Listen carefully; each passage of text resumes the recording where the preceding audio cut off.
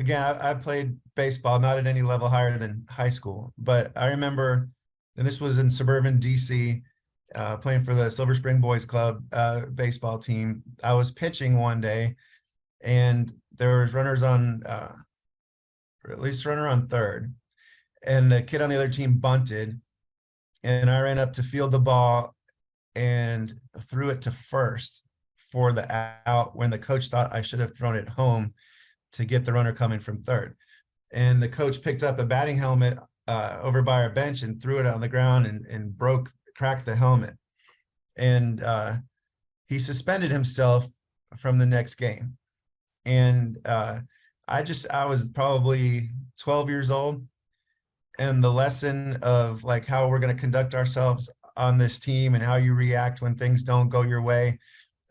Initially, I was, kind of thrown by the fact that he thought I had made this mistake and that it caused him to like break a helmet, but then when he suspended himself from the game and told us why and talked to us about sportsmanship, that was something that I've always remembered. The same thing, same team. The next year we had a different coach and we made it to the county championship against Wheaton Boys Club. And turned out that they had an ineligible player on their team.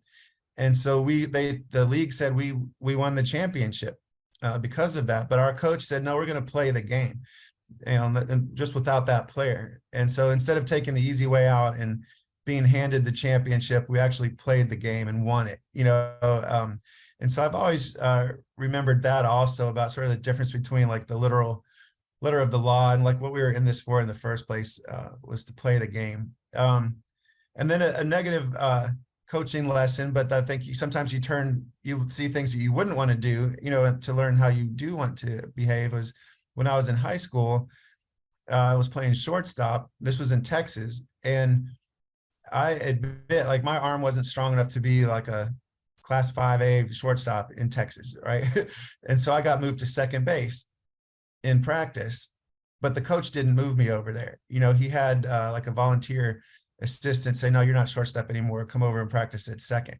And it totally shot my confidence, and felt like a huge demotion to go from short to second and not have the coach sort of explain the reasoning for it, but just, this is where you are today. And so I think that was a lesson to me about communication and how important that is on a team, and the influence that a coach can have, even in a circumstance that the player might not enjoy, but if you can explain the reasoning behind it and show, like, we actually think this is where you're going to be the best for the team. You're a good fielder. This is where your arm will be best for us. That would have made a big difference. Instead, it totally shot my confidence in my abilities as a high school baseball player.